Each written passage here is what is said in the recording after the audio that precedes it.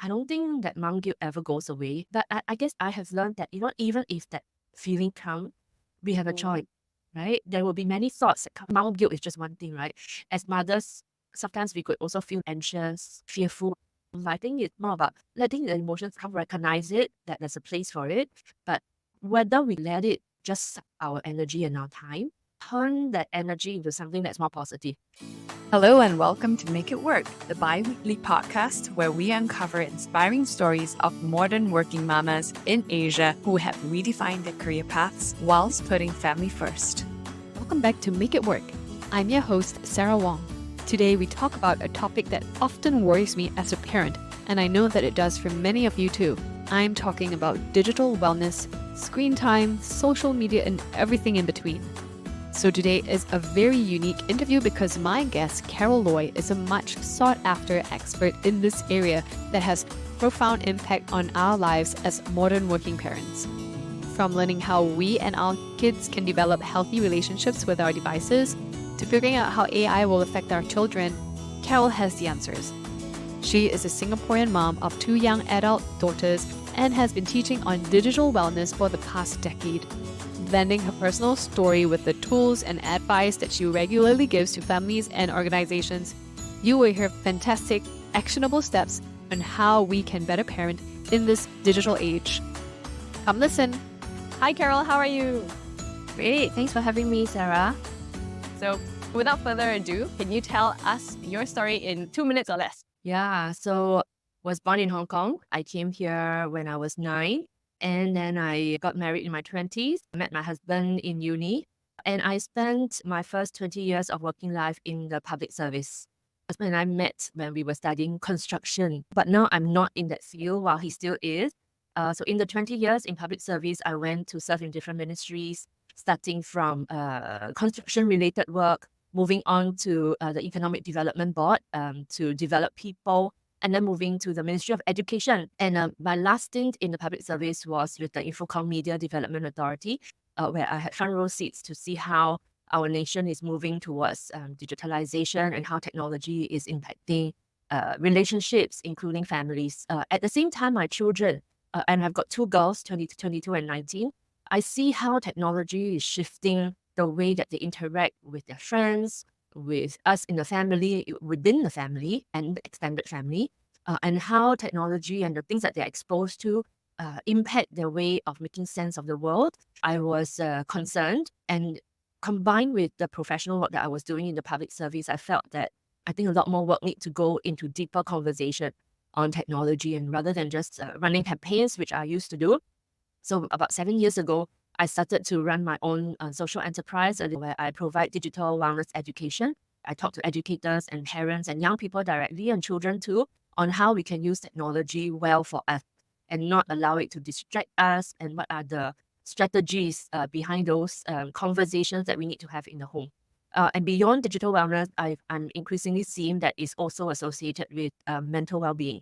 And I also then got myself certified as a certified mental toughness coach, so that we can manage that well and to be able to use technology in a way that is healthy for us, mentally, physically, relationally. And then the last pillar that I work on is on leadership and communication. Because when we talk about things relating to digital devices and so on, a lot has got to do with relationship and also the way that we lead first ourselves, our own discipline, our self-control, how we manage our time. So I've been doing that for the past 7 years and counting, and I find that the work, it allows me to spend more time with my family. Many people think that only the first 7 years, is critical in a child's development. But I'm also learning that in the teenage years, that is also another critical season of their development.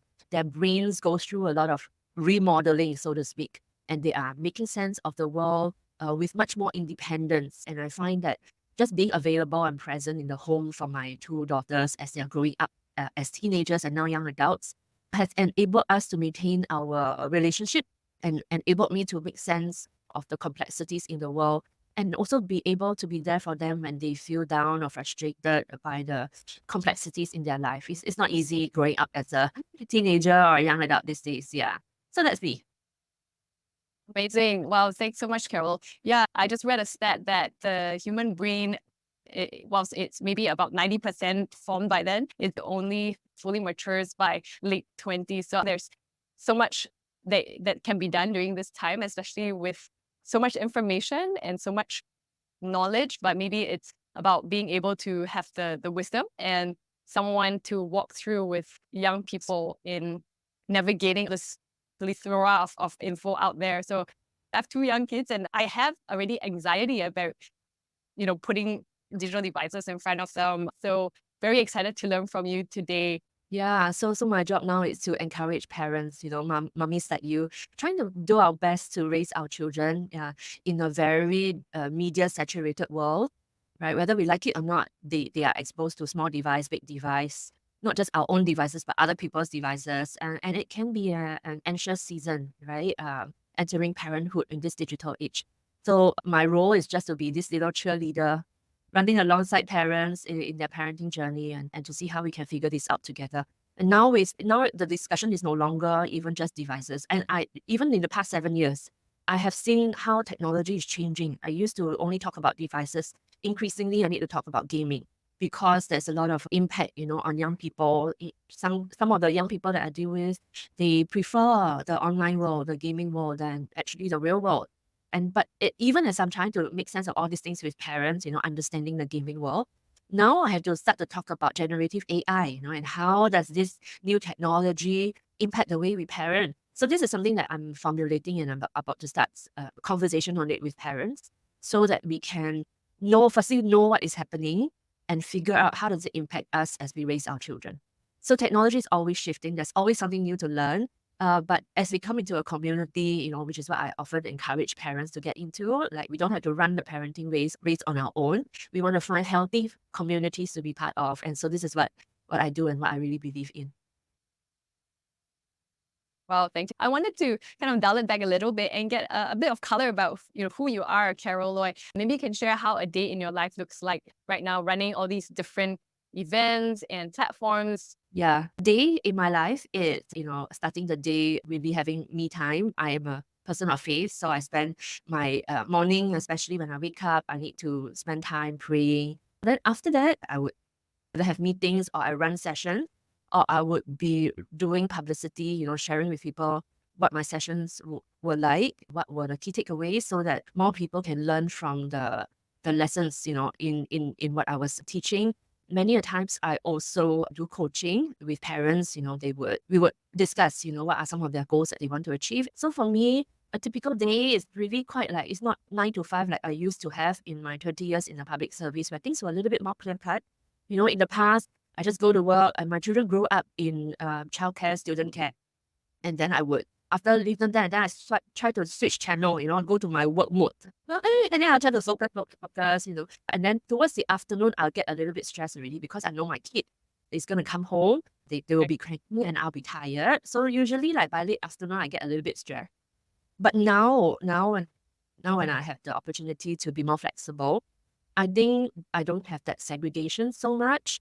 That is good and bad. It is just an integration of work and family and also me time. Me time is really important for me to stay fresh in my mind.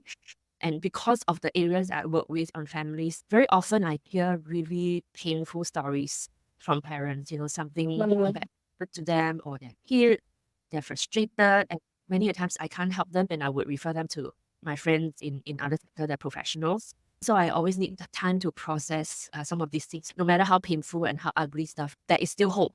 So that my me time makes sure that I cling on to hope so that then I can do my best to bring hope to families. Yeah, so that's my typical all rojak together. Wow, thanks for sharing. I was going to ask about productivity hacks, but I think you wrote that into your answer as well about how it's important to find breaks in between your day, especially in such a work where you have to almost be like a counselor, I think, to a lot of his parents, counselor, coach, your teacher to youth, to find places to refuel. And because you are a person of faith, you pray, I'm sure that like really helps a lot. Anything else in terms of productivity hacks to, juggle such a diverse day? Oh, yeah, the most basic cost-free thing is do housework, right? To me, that's a hack, and making sure that we allocate time for ourselves, me time. Whether is it time for ourselves where we just do things that don't need so much mental bandwidth, For me time also include like connecting with my faith and with God. There are other technology hacks that I wrote down actually that I realized that I'm quite dependent on them. So one of them is Calendly, which you also use. That's how we book each other's time. It has saved me so much work. So that's a tool. The other very basic tool that many people use is Google Calendar. It runs my life, so to speak, right? And I have like different color code for different things. And we use it in my family also. So my girls, they are 22 and 19, and my husband, they all use Google Calendar. And there's a function that allows us to see one another's calendar. And so then everybody knows what everybody is doing. Transparency is a part of our family culture. We want to be accountable to each other. And so with that transparency, then we don't have to nag. Where are you going to? What time are you coming back? Because it's in the calendar. And so that is a tool that really help us to, or help me, because sometimes, when our children grow older, we kind of like anxious, right? We don't see them. And then we kind of like, so where are you going to? Who are you going with? If what time are you coming back? That kind of question, right? But if everything is there, I don't have to probe as much. Yeah, and I can be assured that, they Right. and we have this another technology tool that we use when needed is turn on live location. Well, we are in WhatsApp, so we have a family chat. This is applicable when the kids are older. Yours may be a bit too young, don't have technology yet. But at some point, if they are like independent, that is also our family SOP, right? Our standard operating procedure. If we are out very late and instead of like nagging where you, then they just, no question, I just turn on live location. And then they are tracked, so to speak. And so it's easier for us to know like that they're okay and so on. We have also another hack. When the children are older, we kind of like want to help them to be able to walk away from situations that they are uncomfortable with. Because sometimes teenagers, they kind of feel a lot of peer pressure. Even though I'm not comfortable in this situation, but I don't dare to walk away, my friends might laugh at me, and so we kind of have a SOP, also another SOP, in that, if you're uncomfortable, you don't know how to walk away from the situation, or you need additional help, what you need to do is just X in the family chat. When they type X it's like our own code, right? X, right? No question asked. The SOP is either daddy or mommy will call, okay? And then when your phone ring, you just pick up your phone. You just say, oh, sorry, my mother is calling. And then you walk away from the situation. And so they don't have to lose face, right? Because it's legit, it's mommy call. So they just walk away from the situation. And then I would calmly tell them, it's okay, just walk to somewhere where you are safe. So that is our SOP. It was only activated once. And whether actually your child is young or old, there will be situations that we do need to practice. So when they were younger, so let me park this aside first, when the X, because I think some of the people listening in might have children who are younger. Even when they are younger, right, there will still be certain situations that we want to practice in advance. The idea is having a plan, right? So we role play, for example, because my children grew up in childcare and student care. When they were in childcare centers, preschool years, we would practice with them, right? If somebody come and tell you that, mommy asked me to pick you up, right? Come with me.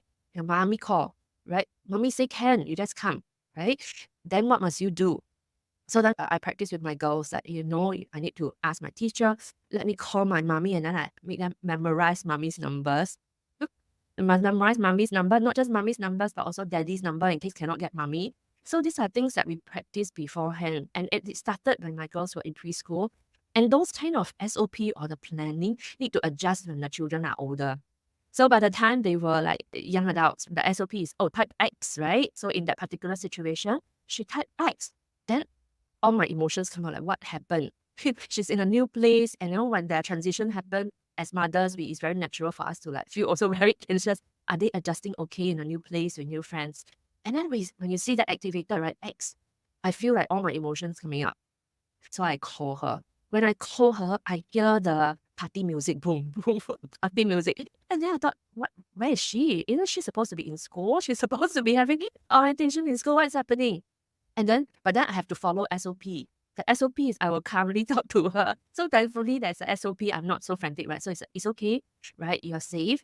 Walk away. Remember, we said we walk away. So just walk away. It's okay. Hold on to the phone. Just walk away. And then I hear the music getting softer and softer. Only then she explained to me, suddenly at the end of the orientation, the hall went dim. Everybody was in party mode. And she was like not comfortable because she was just tired. And then that's how we then talk her through like, just come home safely. But I think having those plans in place help both the parent, both me and my daughter, know what to do when something happens. And so I learned from that actually having conversations and being prepared for various situations help in setting expectation. And this idea or this principle can happen not just in terms of safety, physical safety. It can happen with if something pops up when I'm watching a video, if an inappropriate picture or a video pop up when I'm watching a video or playing a game where I need to watch an ad before I go up to the next level in the game, or in my messaging group, a friend showed me something, what should we do? Those kind of like set or SOP, the standing operating procedure, if we discuss it, then the children will be empowered to know that, hey, if somebody show me something that's inappropriate, I can do something about it, right? I don't have to just follow whatever say, mommy has already spoken to me on what I need to do. Then we can practice it. Like we give them skills to be able to deal with stuff even before things happen. I think it sounds like it's a really important aspect of your training, and even something that you want to drill into your participants and even our listeners, right? Where it's important to have these SOPs or anticipation of certain kind of events that your kids might find themselves in. Yeah. There will be different things that we need to prepare them for. So in the past, it would be like, how do you walk away from situation? Now my children are young adults, right? Now our conversation is relating to like dating, and then what is their life goals and things like that. So it's an ongoing conversation, and that's what makes parenthood so interesting. That we grow with our children, right? I never knew that I'm so creative until I become a mother. We don't need to deal with situations, right? There's so many different complex stuff that are happening. So beyond just focusing on schoolwork and the academic development of our children, there are actually a suite of so many other areas of their development that we also need to spend time to learn and to engage our children in conversations with. Okay, Carol, as you were talking, I realized that as much as you are an expert in this whole digital wellness space and brain defense, there's something that I think you will be able to speak into, which is being a mom at work. You were in public service for 20 years and you talked about your kids being in childcare, student care for a long time. I'm sure this concept of mom guilt is something that you were familiar with.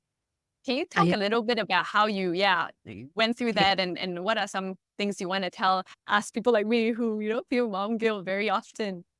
Yeah, for me, I don't think that mom guilt ever goes away. Actually, just last weekend, I felt guilty because I was running a mother-daughter retreat with one of my daughters, and it was the birthday of my other daughter. And I was so guilty because I am serving other people's daughters and I'm not serving my own. I could only like call her, and play with her. And so I think mom guilt definitely, it just evolves. It will come. It's like a feeling that comes. But when that feeling comes, we have a choice. We can process it and recognize that that feeling is there. That feeling is real. But whether we keep mouthing over it and let it just suck our energy and our time, that's one way. But the other way is I recognize it. Okay, so what can I do about it, right? And turn that energy into something that's more positive. So for me, I feel very guilty, but instead of saying I'm so guilty, that's right, I'm such a bad mom. This is like such poor planning. Why I never think about it? I could have just dwelled in that train of thought, or I could have like, okay, what can I do about it? Okay, I'm going to call her, I'm going to pray with her, I'll chat with her, I'll check in with her. Even now, she's running a camp. The worst thing, and I was so guilty not only because I was not able to be with her on her birthday. She was actually planning for a very large camp. She was running a camp for 100 over people together with her team, and she was like the camp commandant. And then running up, I was like trying to cheer her up, like what does she need? I opened up my house for their meetings and preparing props. And then now, it was very important to her. And for me, being around my children at a time where something very important happens, from their perspective, it is a way of me providing mommy support. I may not need to physically do stuff for them, but just being available, like, is there something that you need? Do you want to drink something? Can I buy you food? Those are like the stuff that are important to me. When I couldn't do that, I felt guilty, right? This is something that I usually do. I didn't get to do it. So I realized that I think let the emotions pass. We recognize that this is the guilt thing, but it shouldn't trick us or immobilize us. For me, I just take it as, okay, maybe next time I need to be more mindful. I should have thought about it. And now on hindsight, I think I did think about it and I asked her for permission.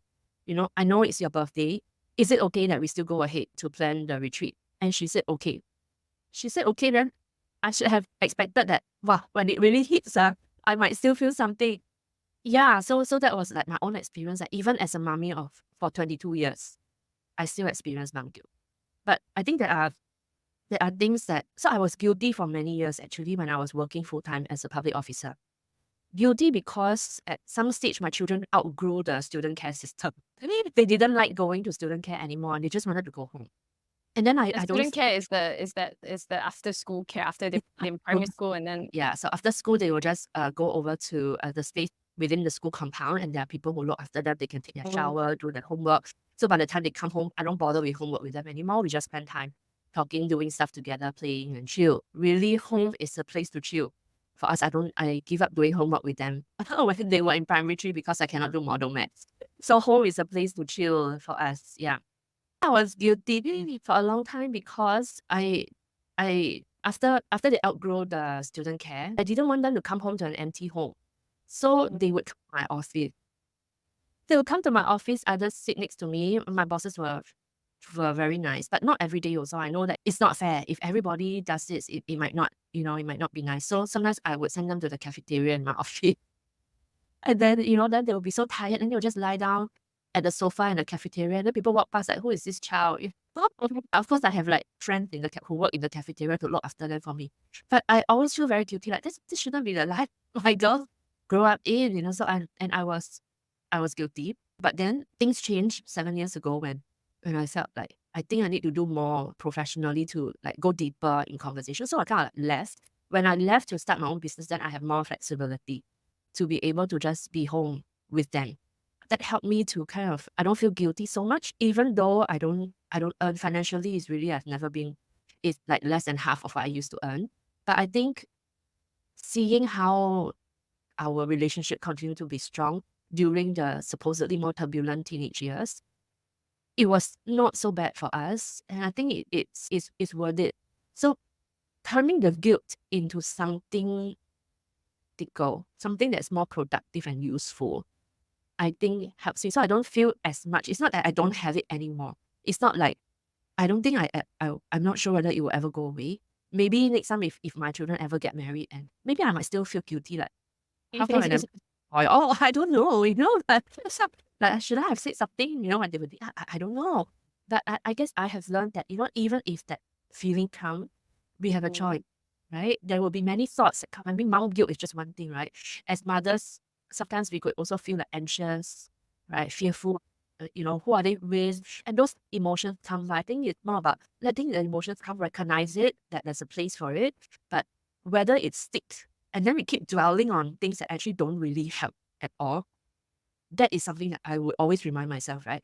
If worry is not going to help me to do anything, then why should I worry, right? I should be spending my limited bandwidth to do something practical that is helpful. Helpful either to me or to my child or in my family. Yeah.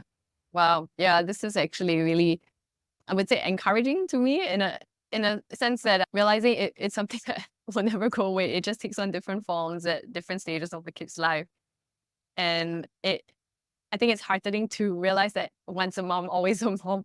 It's not like a different phase, maybe different intensity and different things that you do to respond to that. But yeah, that's helpful. Thanks for sharing that. I'm sure that's also something that you hear about or have to speak with sometimes to your parents. Yeah, that's right. Yeah, I think our emotions are powerful, but I think we should use our emotions for good, for things that are helpful. It's not that we ignore them. It's not that we lower their value. I think our emotion can be turned towards something that's productive and helpful for everybody, and not just allow our emotions to distract us from what we need to do. So good. I was just listening to another podcast where this dad was saying that he regularly checks in with his family, his kids. They're like primary school age, asking what he can do better. And recently they say, oh, you can make better pancakes. So that's what he's focused on. And I think that's a way of, channeling that kind of guilt, so-called, into something productive that your kids actually want. So yeah, I think that's a really practical example. Yeah, I think that's so important to get regular feedback. We do that at work. Every half yearly, we do a work appraisal. And so actually in the family, we should also be getting feedback. And so one of the things that we did, right, in the mother-daughter retreat over the weekend was that we have like a little quadrant. I gave the mothers a little quadrant. The top left corner is what I hope you can do more of. So it's more of, less of. stop doing and start doing. This is like a normal Right. organization rule, right? But then I Yes. encourage like the moms, you write something about your daughter. Daughters, you write something about your mom. And then have a dialogue about it. And then it became like, hey, it reveals something that they don't normally get to talk about. And I use Okay. that tool because I use that in my own family growing up, right? Every year Yeah. we have like a 360 review.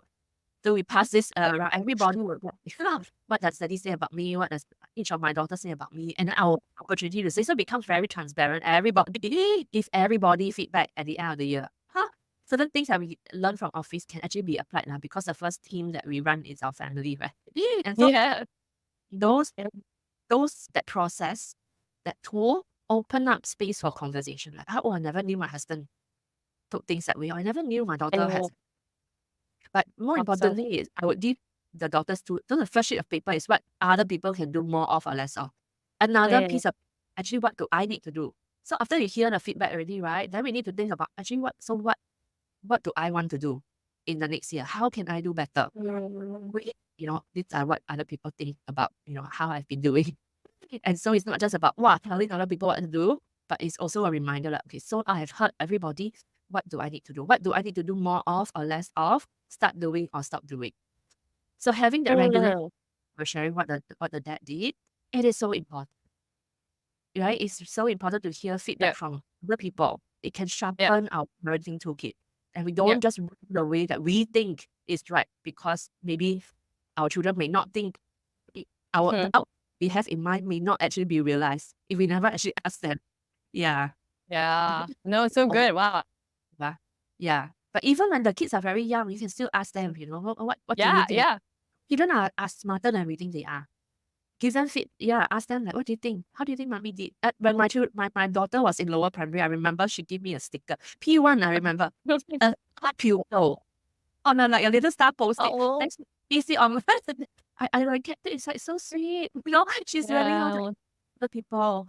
And so that process is not just critiquing, but it can also be a place of encouragement. What can you do more of, right? Well, I can praise you more and things like that. So it's very fun. It's actually a very fun activity, but it takes courage because not everybody can take 360 degree. We might feel like very hurt or whatever, right? But overall, I have done this a few times with many groups of mothers and daughters for our retreat. It has opened up great conversation. Yeah. Love it.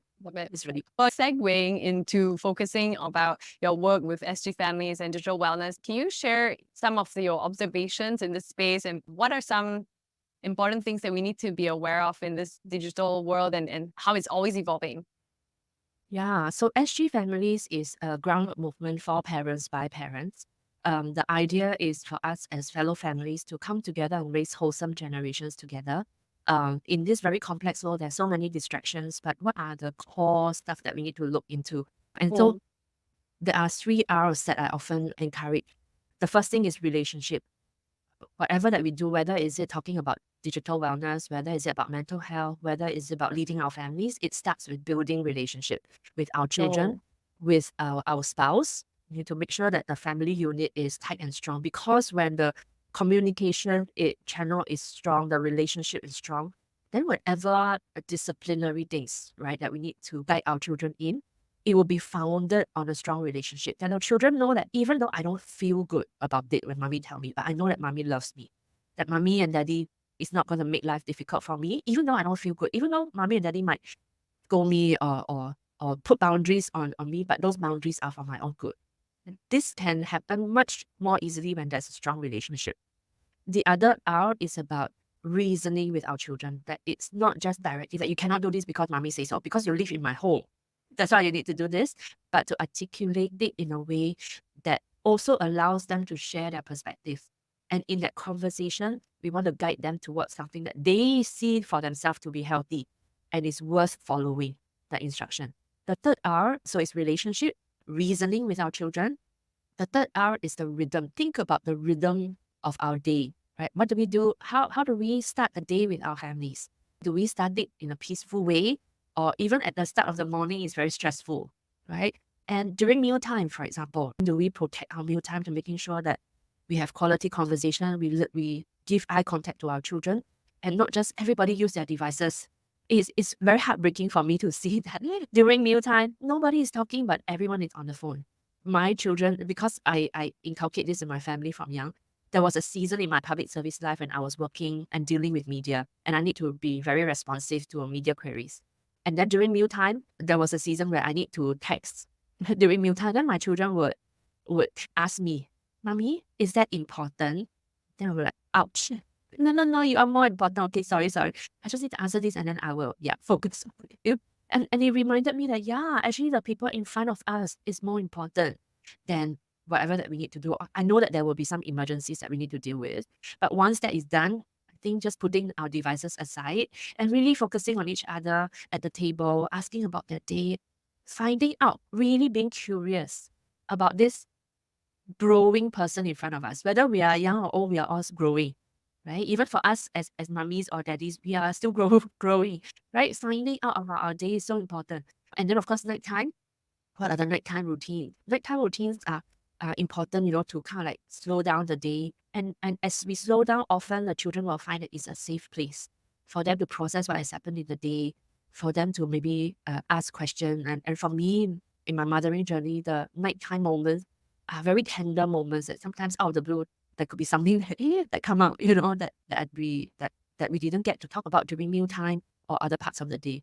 And so there are pockets of the day. That's a rhythm that we can build in our family life that can strengthen the bond, strengthen the relationship. Think about what we can do daily. So daily, there are these moments, right? Mealtime, breakfast, lunch, dinner, especially dinner, where everybody can so, and nighttime.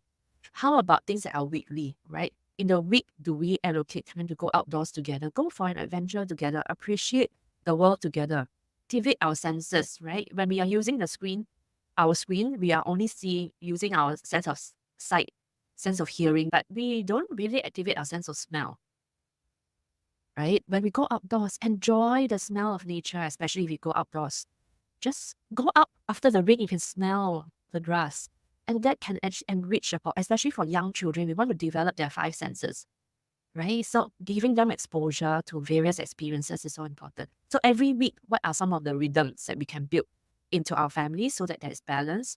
And maybe every month or every year, what are some of the rhythms? So for example, birthdays are great opportunities for us to appreciate each other, right? Call out each other's gifts and talents. Or every year do the 360-degree feedback that we talked about, right? So there are rhythms like this that we can build into our family life. The more intentional we are to harness this moment, especially as the children grow up, they will get more busy, right? We might get more busy also in our own job or managing our own parents. So many things that we need to juggle with. We then need to be intentional with our together time, so that as a team, we are tight to journey through the various complexities in life. Any emergency that comes, we can stay resilient because there is this tightness in the team.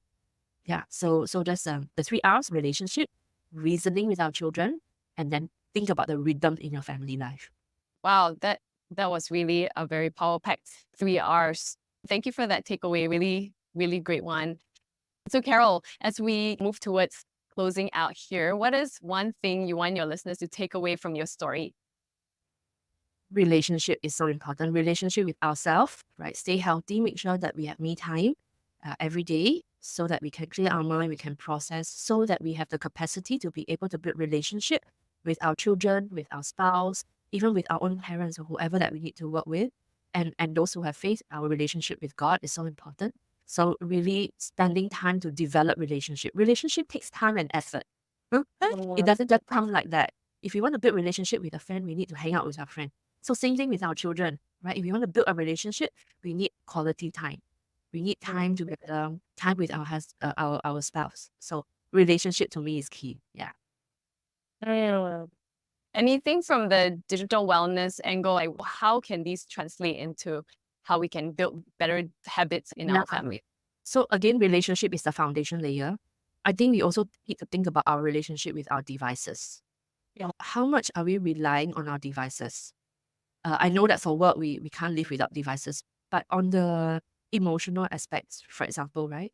Do we go to our devices immediately when we feel stressed, when we feel, frustrated? Or actually, are there other coping strategies? Because sometimes when we only rely on devices, it may not be healthy. because there are other coping strategies. You can have go outdoors, talking to friends in person. I see that with younger people as well, as like instead of going out together, they just text each other or do Zoom calls together, study together, or just put a live thing together. I think there is a value having face-to-face meetings, gathering out, and you drink coffee, have meal, enjoy food together in person. What I'm saying is that young people, they enjoy food together, but they are still in front of the screen. Let's eat together and call everybody eating. Yeah. Is that possible? Yeah, it's possible, but it's different when it's in person.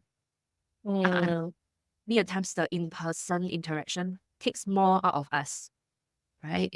It maybe it's more awkward, it takes more effort, but these are skills that we need. That's the reality we are in a real world and not just online. We want to use devices to complement our real life, in-person life, okay? And not let it overtake us. We shouldn't be only living in the online world. The real bodies matter. Well, if listeners want to connect with you, what are the top areas that you like talking about? So back to the 3 things, digital wellness. If you have any questions about digital parenting or just how devices can help you in your life. Mental well-being is another area. Not just well-being, but mental toughness, which means how can we still have high performance despite feeling stressed? Stress is a normal thing that everybody feel, and there are certain skills that we can learn to deal with that better. And then the third area is about leadership and communication. How can we lead our families better? The first team that we have as parents is our family, our children. So how can we be better lead? Happy to journey with anyone who is interested. Wonderful. Thank you so much for your time and insights, Carol. This was especially interesting and helpful for me, not just on the digital front, but realizing that it's so important to start now, thinking about situations beforehand and having family rhythms. Wishing you all the best. Thanks, Sarah. Bye. Thank you for listening to Make It Work, where we uncover inspiring stories of modern working mamas in Asia who have redefined their careers whilst putting family first. Please help others discover the show by leaving a review and rating on wherever you get your podcasts. Don't forget to follow us on our Instagram, LinkedIn, YouTube, and TikTok. Meanwhile, here's to you making it work.